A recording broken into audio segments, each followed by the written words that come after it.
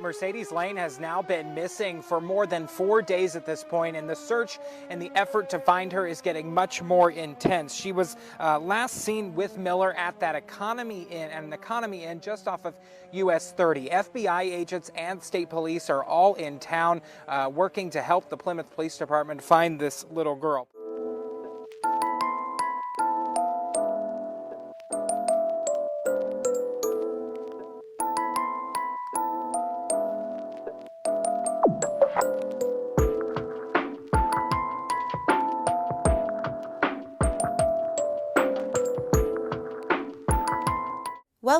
Welcome back, and thanks for being here. I'm Cassie, and this is A Wicked World.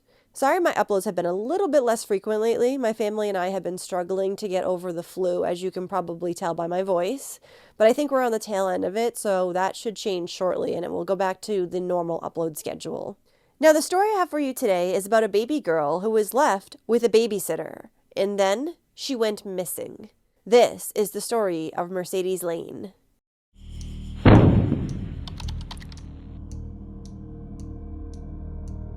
Mercedes Lain was born on September 24, 2020, in Plymouth, Indiana, to Tiffany Coburn and Kenneth or Kenny Lain. She was affectionately nicknamed Sadie and was said to be full of smiles that could light up the darkest room. Mercedes also had 3 older sisters. Ever since Mercedes' mother Tiffany had become pregnant with her oldest daughter, her family had concerns and began calling Child Protective Services. Tiffany was known to have a problem with methamphetamine, and as her family said, she and Kenny were just not cut out to be parents. Mercedes' grandmother, Angie Owens, had called child services on the couple at least 8 times. Angie even told Tiffany that she would adopt and take care of Mercedes full-time shortly after she found out she was pregnant. However, Tiffany refused to hear of it. There were even multiple reports made to child services by other people who were living in the same motel where Mercedes and her family were currently residing. This motel was the Economy Inn in Plymouth, Indiana. In July of 2021, Child Services had actually sent the parents notices saying that the agency was going to be conducting an investigation due to alleged child abuse and neglect. But since legally Child Services had up to 40 days to complete this assessment, they would of course wait. And they would end up waiting too long, because just 28 days after that notice was issued, 11-month-old Mercedes would be reported as missing.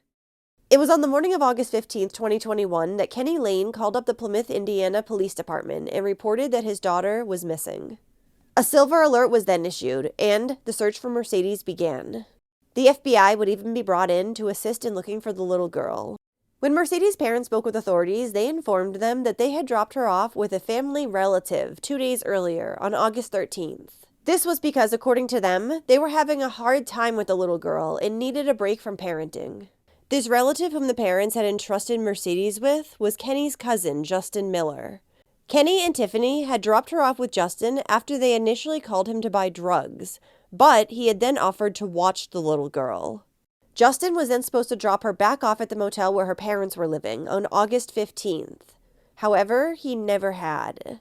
Thing is, starting the day before on August 14th, Mercedes' parents had started texting Justin about their daughter, but they had received no response. It wasn't until they tried to reach him the next day that Justin finally told them that he had left Mercedes with a neighbor because when he tried to drop her off, they weren't home. It was then that they called the police. According to Justin, this person that he had just left Mercedes with had been someone who was inside Tiffany and Kenny's hotel room. And while he'd seen this person before, he didn't really know them. Then after the parents gave this information to detectives, they suddenly became uncooperative. And neither Tiffany or Kenny would return police phone calls, and they missed multiple interviews.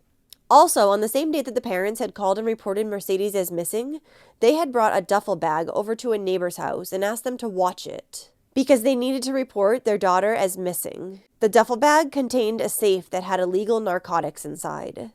When police were able to catch up to Justin and speak to him, he would tell them that on August 12th, Mercedes' father Kenny had contacted him to purchase some synthetic marijuana, but the conversation had quickly turned into how the parents were having a difficult time with the 11-month-old. So Justin told him he'd be willing to babysit while the parents took a little break. Justin then informed authorities that the day after her parents dropped her off, on August 13th, he had taken Mercedes with him over his girlfriend's house to watch her there.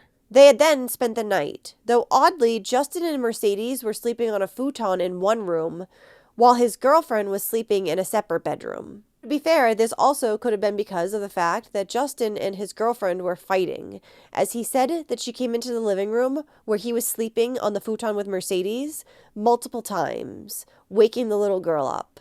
Now, Justin, who had been smoking some synthetic marijuana at the time, became frustrated. He was angry that Mercedes kept waking up, crying, so he smacked her with the back of his hand. He did this a few times, and a few of those times he had hit her so hard that it caused her head to hit the wall. But he had put her back to sleep after that, and the next morning when Justin woke up on August 14th, he had gotten out of bed to roll another synthetic marijuana joint, and that's when he had noticed Mercedes' lifeless body. Upon realizing that the child was dead, Justin went to a neighbor's house to borrow some money for gas. He then grabbed Mercedes' body and drove to a remote wooded area of Stark County where he buried her. It was after that Justin lied to Mercedes' parents and told them that he had dropped her off with a neighbor.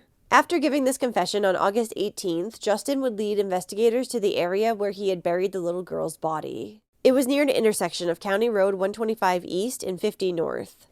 Her little body was found wrapped in a pink blanket, then she'd been covered in leaves, dirt, and trash found in the area. An autopsy would later find that the cause of Mercedes' death was blunt force injuries to her head. She also had extensive bruising, hemorrhaging on her brain, and cuts and swelling to her eye, cheek, mouth, and chin. Her death was ruled as a homicide. Inside of Justin's car, detectives would find a number of items that had both his and Mercedes' blood on them. Justin Miller would be arrested and charged with neglect of a dependent. However, this would be upgraded to murder after Mercedes' autopsy was officially complete. The girl's parents, Kenny Lain and Tiffany Coburn, were also arrested and charged with the neglect of a dependent. These criminal charges also stemmed from the fact that the couple had been using drugs in the motel room where they lived with the Mercedes when the little girl and her sisters were present. Now, all three of these wonderful people had prior drug charges.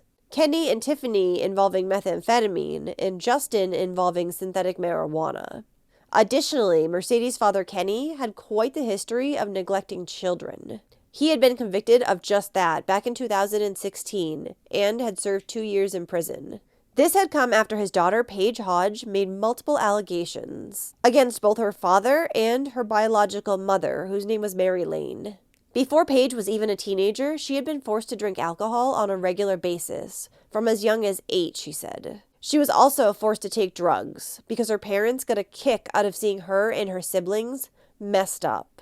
Paige also recalled being punched in the face multiple times by Kenny, and eventually being forced to have sex with adults.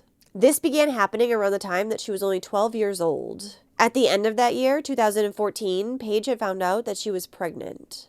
Then, when it was discovered that 20-year-old Angel de la Paz was the father, an investigation was opened by police. Come to find out, in October of 2014, an arrangement had been made between the Lains and Angel. In exchange for letting him live there and continue his relationship with their 12-year-old daughter, he had set bills that he had to pay, and set things that he had to give to Kenny and Mary, like drugs. At the time, Paige's mother Mary also had a boyfriend named Cody living with them. Yes, she was married and had a boyfriend living there.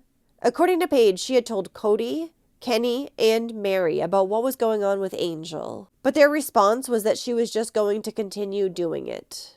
Eventually, even though her parents had wanted her to have an abortion, Paige would give birth to a baby boy named Oakley. However, they would be separated at the time that he was born.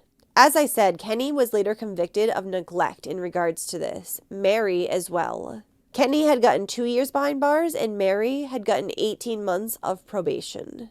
Angel de la Paz was given 2 years behind bars. But according to Paige, police finding out that the 12-year-old was pregnant by a 20-year-old was not enough to remove her and her siblings from the home. It took her parents failing a drug test given to them by DCS for them to remove her and her 2 sisters. Paige would be adopted by a new family when she was 16 and eventually reunited with her son. She now blames not only her parents for what happened to her and her sisters, but also Child Protective Services. She said that multiple cases had been opened, but they had all been closed. There was even one time that her sister had gotten a vacuum thrown at her face. But time and time again, Child Services said they could do nothing because there was no bruises. That they saw, at least. So following all this, Paige had not contacted her biological father, Kenny, in years. Then, when her half-sister Mercedes had gone missing, she called up the girl's mother, Tiffany. However, Kenny had answered the phone, so Paige hung up. But her father called her back, and she knew that she'd have to talk to him if she wanted to get any answers. During the second phone call, Kenny told Paige about Justin watching Mercedes, saying that he had taken her to babysit her on August 12th. However, he was supposed to bring her back the following day for a birthday party. Now, Paige knew Justin Miller because she had grown up around him, and she said that she was surprised that he was involved with Mercedes' death at all. Kenny then went on to tell Paige that he and Tiffany had tried to find Justin and Mercedes when he didn't arrive back as scheduled. But when Paige started to ask more questions, Kenny changed the subject and asked her how she was doing. According to her, it did not seem like he cared much. Now, while Kenny and Tiffany were being held on their charges in relation to their daughter's death, surprisingly, a judge would allow them out of jail to attend Mercedes' funeral. Under police supervision, of course. Then, in February of 2022, Mercedes' mother, Tiffany Coburn, would plead guilty to her charge of neglect of a dependent, and she would receive the maximum sentence for it, 2.5 years behind bars. Kenny Lain would also plead guilty to his exact same charge, and he would be given the same sentence as Tiffany. They were both given credit for their 6 months already served. Following that, Kenny would go to prison, but only for a short time, because he would be released early. Don't worry, he got himself back into trouble, and he was once again in jail in October of 2023. This time, he was one of 4 people that were arrested following a drug overdose that had happened at a Plymouth motel. He was also charged for possession of methamphetamine back in February of 2023, so he did not serve much time at all. A month prior to Mercedes' parents taking their plea deals, Justin Miller had also taken a plea deal on his charges. He too was sentenced to the maximum possible sentence, but his was for 65 years in prison. As part of the plea deal, he waived his right to appeal. With good behavior, however, Justin could be out of jail as early as 2054. Therefore, Mercedes' family is not very happy with what he received. Mercedes' grandmother, Angie Owens, said that Justin took everything from the child whom he was supposed to care for. She continued by saying, "The rest of our lives are now hell, so why shouldn't yours be?" Mercedes Lain's funeral was held on August 27, 2021, at the Knox United Methodist Church. Then, about a year after her death, on the evening of August 15, 2022, a candlelight vigil was held, honoring Mercedes Lain. Her family released balloons while saying, "Fly high, Sadie Bug. We miss you more than anything, and we love you to the moon and back." Also in the little girl's memory, a brick with her name was placed at Pinhook Park in South Bend.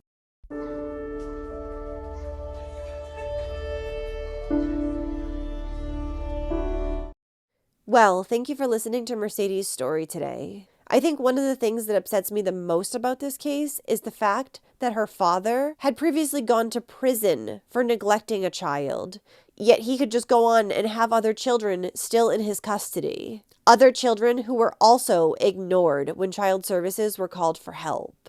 And in the end, the father's punishment was the least out of anyone's. What do you think about this case? Well, thanks for sticking with me today, and I'm so sorry about my voice. But don't forget, if you like true crime and you want to hear it from me, with a usually much better voice than this, then click that subscribe button below, and turn on your notifications too, so you'll know when I upload a new video, which is at least 3 times every single week. Thanks for watching A Wicked World today. Until next time, take care, guys. Bye. Thank you to all the patrons of A Wicked World. Now, there's even more of A Wicked World on Patreon, so check it out on patreon.com/awickedworld, or use the Patreon app. You'll have access to exclusive videos each month and more. Any support truly helps to make sure the victims are never forgotten, and to highlight the shortcomings of society associated with each case. Do you have a suggestion for a story you'd like to see me cover? If so, send me an email to awickedworldtruecrime@gmail.com.